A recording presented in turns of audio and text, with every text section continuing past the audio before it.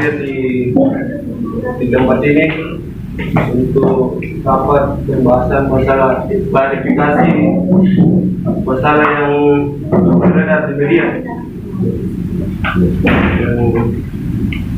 Mungkin langsung saja saya berikan ke Pak Desa untuk membuka rapat ini.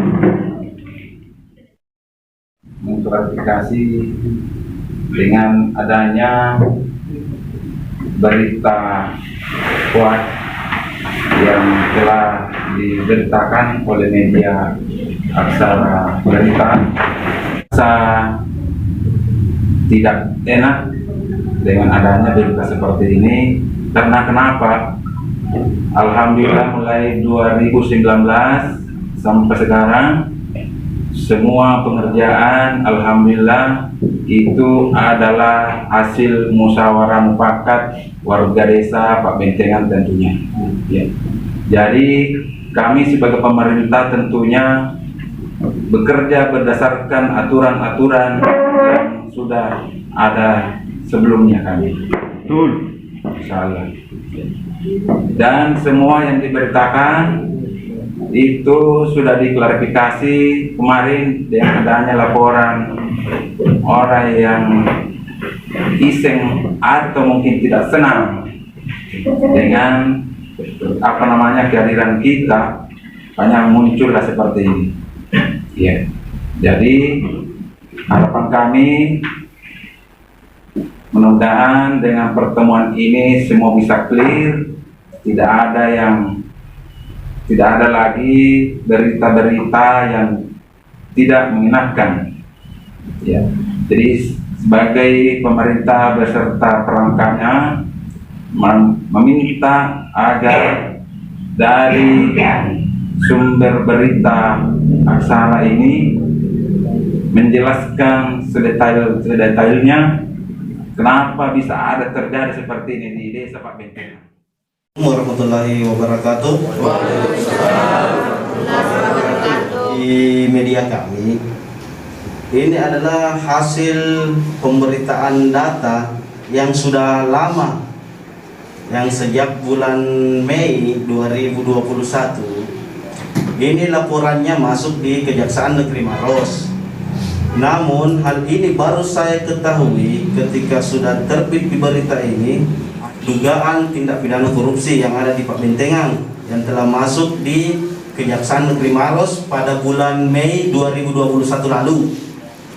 SM ini memberikan data kepada adik kami dari media bahwasanya kenapa sampai saat ini aparat penegak hukum dari Kejaksaan Negeri Maros itu tidak ada maksudnya tidak mempertimbangkan tentang kasus ini. Jadi saya lakukanlah koordinasi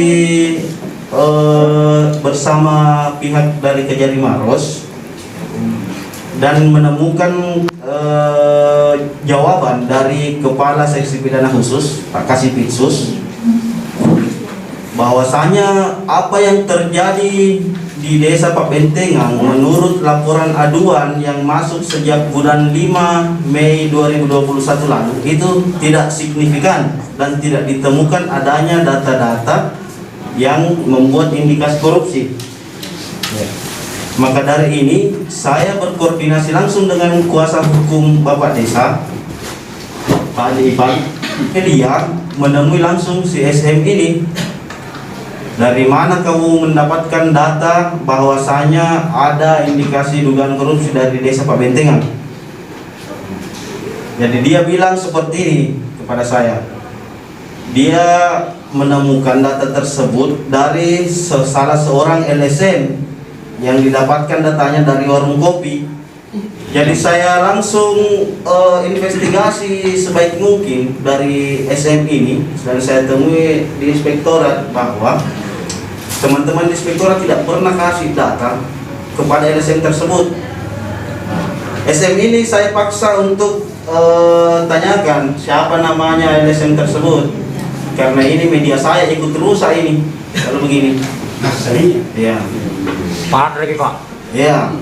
Jadi saya lakukan klarifikasi langsung Pak. Setelah itu saya tidak menunggu dulu jawaban dari SM ini, saya lakukan klarifikasi langsung. Dan saya sudah kirim ke pihak kejaksaan beserta saya upload di media Maros, info warga Maros, info kejadian Maros, beserta saya kirimkan ke kuasa hukumnya Andi Ival bahwa ini adalah miskoordinasi dan tidak ada unsur dugaan korupsi di sini. Ini kasus sudah lama ditutup dan itu pun kasus hanya sekedar laporan dari kejaksaan ini tidak menemukan unsur dugaan korupsi yang signifikan. Assalamualaikum warahmatullahi wabarakatuh. Ada 3 tadi pernyataan dan saran dari Bapak Ibu sekalian sekaitan dengan kasus yang kita hadapi sekarang. Mungkin yang harus saya jelaskan sekaitan dengan duduk perkaranya, kemudian analisis hukumnya, biar kita paham sebaiknya kita melakukan apa.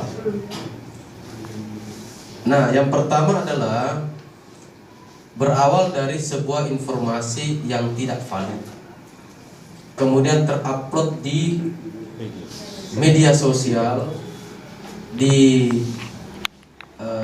aksaraberita.com. Yang pertama yang harus kita pahami adalah aksaraberita.com ini adalah sebuah media yang kemudian terdaftar di Kementerian Informatika. Nah, oleh karena itu, untuk teman-teman wartawan yang tergabung dalam aksaraberita.com ini, maka tentu segala aktivitas tanduknya itu dilindungi oleh Undang-Undang Pers. Ya, oleh karena itu, untuk memperkarakan adik-adik kita yang menjadi wartawan, itu sulit bagi kita mengambil langkah-langkah hukum. Kenapa? Karena proses untuk ketika wartawan melakukan sebuah pelanggaran dalam penguploadan berita, maka dia dilindungi oleh Undang-Undang Pers yang penyelesaiannya adalah melalui Dewan Pers. Itu satu. Yang kedua adalah melanjutkan penjelasan adik kita tadi dari Aksara, tidak berhenti melakukan investigasi terhadap sumber informasi dari apa yang telah terupload di media. Nah, oleh karena itu, sebagai kuasa hukum tentu juga akan mensupport investigasi itu.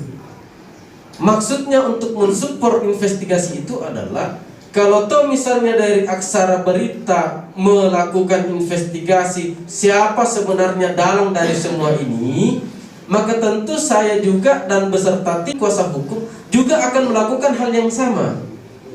Melakukan investigasi juga secara mendalam siapa sebenarnya dalang terhadap informasi yang hoax ini. Itu yang kedua. Yang ketiga, saya sudah katakan bahwa siapapun dalang dari perkara ini, dari berita hoax ini, mau dia kaya raya, mau dia tuan tanah dan sebagainya, tidak ada urusan dengan IALFM, dengan kantor saya. Taipan pun saya lawan. Apapun yang punya jabatan di Maros ketika dia yang mendalangi ini, saya lawan. Tidak ada urusan dengan itu. Nah, oleh karena itu, saya harus ekstra hati-hati melakukan langkah hukum. Kenapa saya katakan harus ekstra hati-hati? Karena bagi saya, kalau saya laporkan itu orang, saya tidak mau kalau dia tidak dipenjara.